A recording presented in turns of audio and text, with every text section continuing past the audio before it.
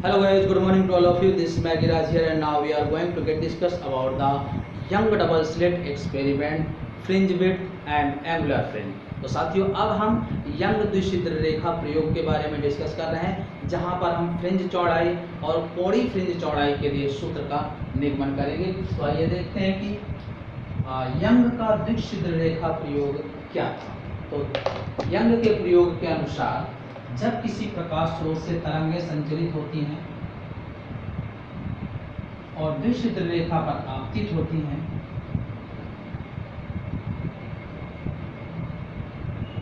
तो मान लेते हैं कि ये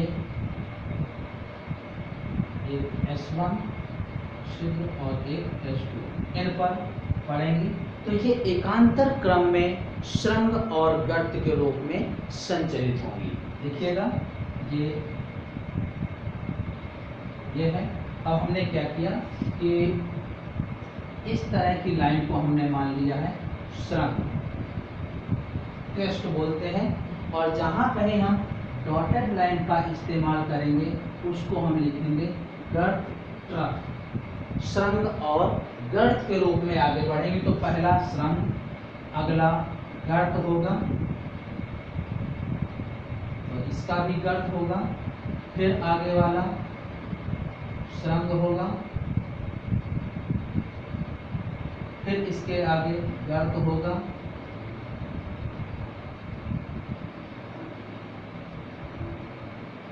फिर इसके बाद अगला श्रृंग बनेगा,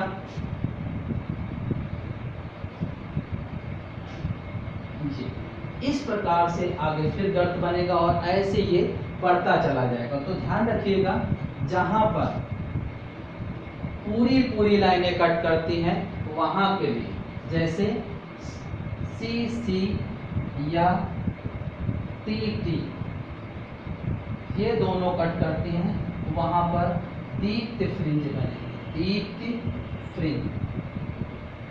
और ब्राइट बैंड बोलते हैं इसको, हम इस तरीके से डिनोट करेंगे। और जहां पर डॉटेड लाइन और पूरी लाइन CT या TC ये कट करें, वहां पर अदीप्त फ्रिंज बनेगी, अदीप्त फ्रिंज, और हम उसको पूरा डार्क दिखाएंगे इस तरीके से। ओके, तो इन बातों को ध्यान रखिएगा। तो ये यहाँ पर हमने यंग के प्रयोग के अनुसार जब कोई तरंग किसी प्रकाश स्रोत से संचरित होती है और द्विशिद्र रेखा के बिंदुओं S1 और S2 पर पड़ती है, तो एकांतर क्रम में श्रृंग और गर्त के रूप में आगे बढ़ती है।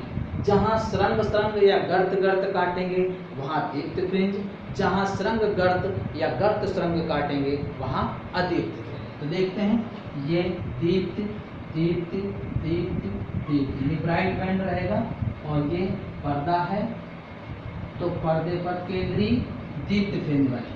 आगे ये पहली अदीप्त रहेगी, तो इसको मिलाएंगे तो ये डार्क बनेगा। फिर यहाँ ब्राइट बनी, इनको मिलाएंगे तो ये इसी तरीके से नीचे वाले में देखिएगा ये अदीप्त बनेगी, क्योंकि अलग अलग कट कर रहे हैं, तो ये डार्क, फिर इसके बाद ब्राइट, ये इस तरीके से इसका ये प्रयोगात्मक चित्र है। ठीक है ना। अब इसको जब हम किरण आरेख के रूप में दर्शाएंगे तो कैसा होगा, देखिएगा।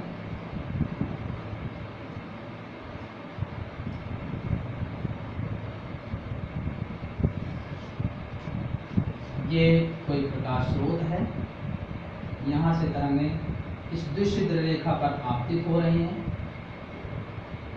S1 और S2 से, और ये पर्दा है,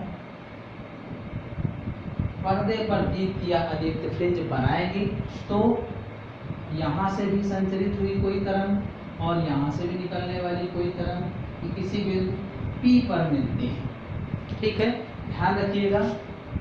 स्लिटों से पर्दे तक की दूरी को कैपिटल D, स्लिटों के बीच की दूरी को ये D माना गया है, कि ये दूरी D/2 और ये D/2, और ये होती है X। ठीक है ना।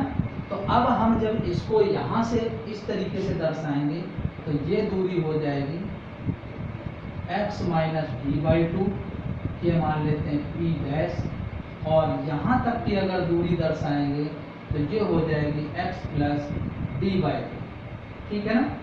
इसको मान लेते हैं p डबल डैश। ओके, तो अब हम इन्हीं त्रिभुजों को सॉल्व करेंगे और इससे हम इनके मान निकालेंगे। ये मान लेते हैं कोई बिंदु O है, और S1 से अगर हम इस पर अभिलंब डालेंगे तो मान लेते हैं A होगा, और ये जो होगी इतनी पथांतर होगा, जिसे हम पथांतर बोलेंगे। S2A equals to S2P minus S1P, और ये बात होगी पथांतर के इक्वल, ठीक है ना।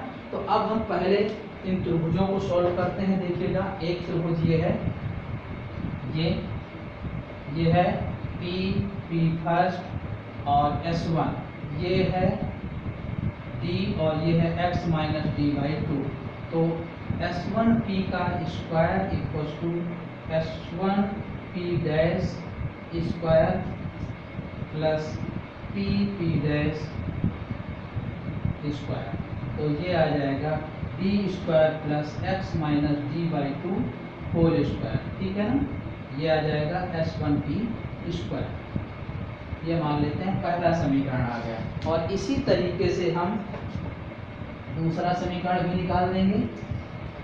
इस त्रिभुज को पूरा, ये है S2P सेकेंड और ये P, तो S2P whole square equals to S2P second square plus P second square, तो ये D square plus x plus D by two whole square, S2P whole square, इसको हम सेकेंड इक्वेशन मानेंगे।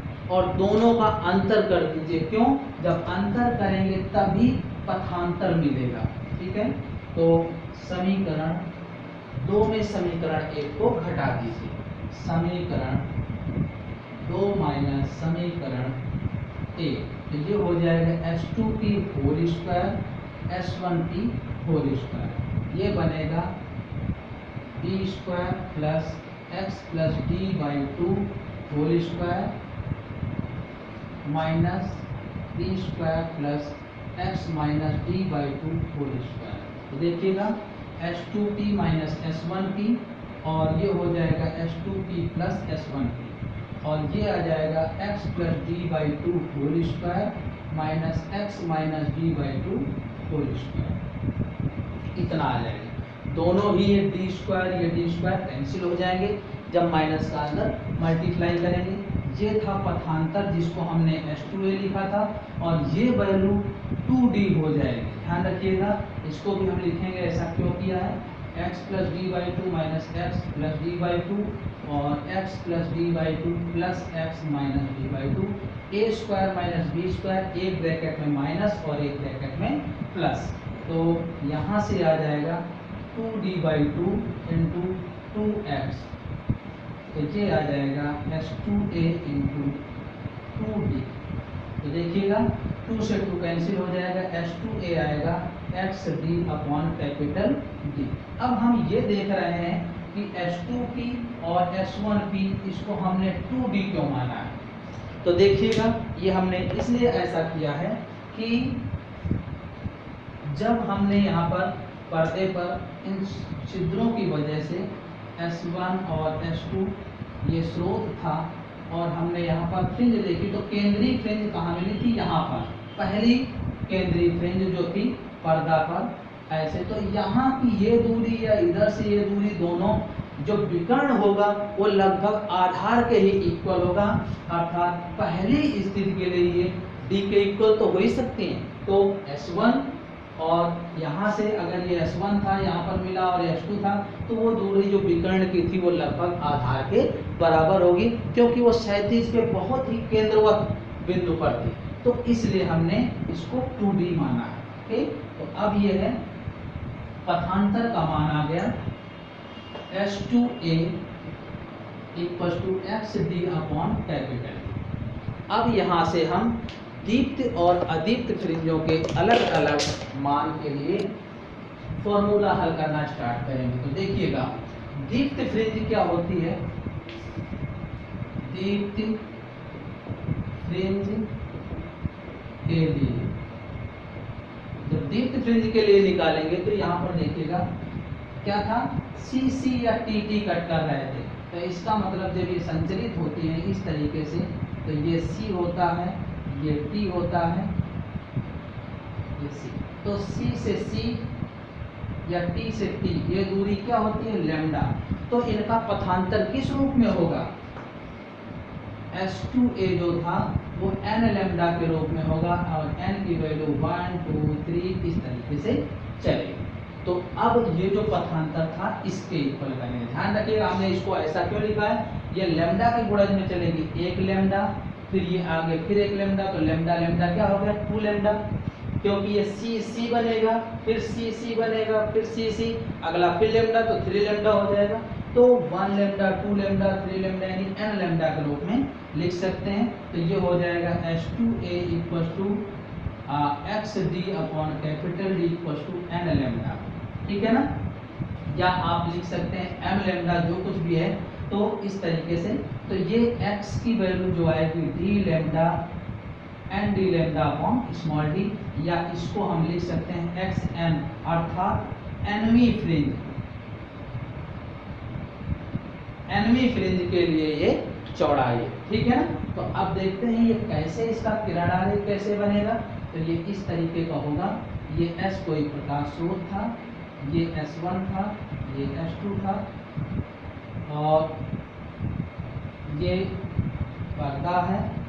पर्दे पर मान लेते हैं कि ये कोई nवीं फ्रिंज है, तो यहाँ तक की जो डिस्टेंस होगी वो xn होगी और आगे जब इसी से बनेगी कोई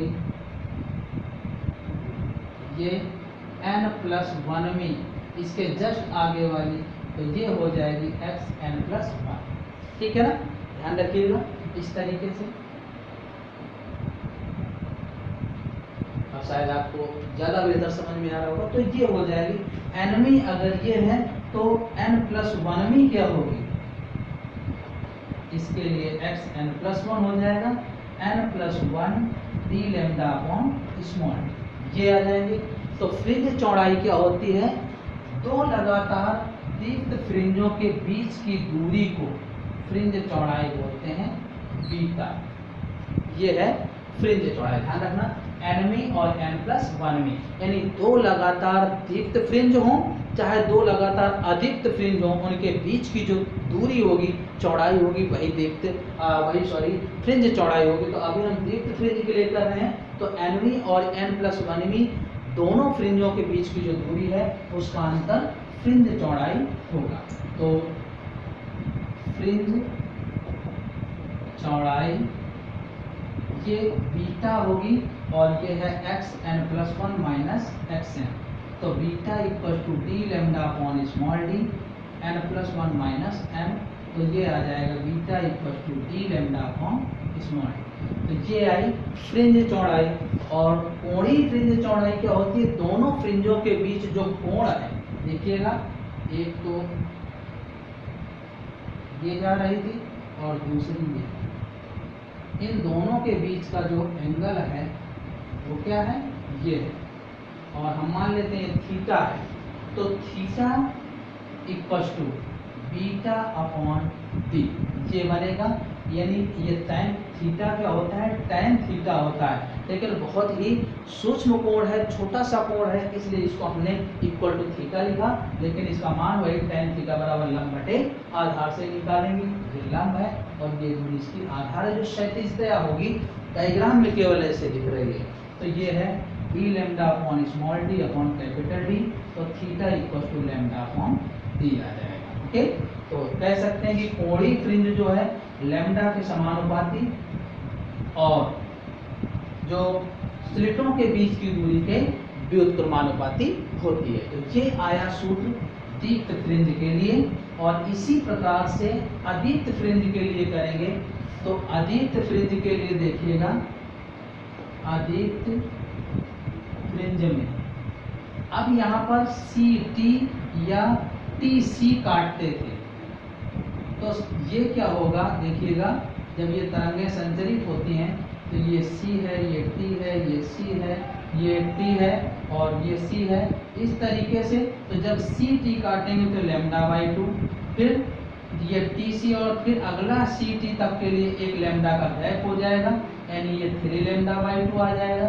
फिर आगे वाला सी टी के लिए एक और लैम्डा का गैप आ जाएगा तो 5 लैम्डा बाई 2, यानी यहाँ पर जो पथांतर होगा किस क्रम में चलेगा, lambda by 2, 3 lambda by 2, 5 lambda by 2, यानी ये व्यापक सूत्र देखें तो n+1/2 लैम्डा, या आप लिख सकते हैं n-1/2 लैम्डा।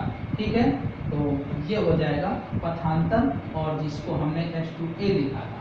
तो n की वैल्यू अगर हम 1 रखते हैं तो 1/, ठीक है ना, या आप 0 से स्टार्ट करना चाहते हैं तो आप इसको 1/2 भी लिख सकते हैं, ठीक है ना।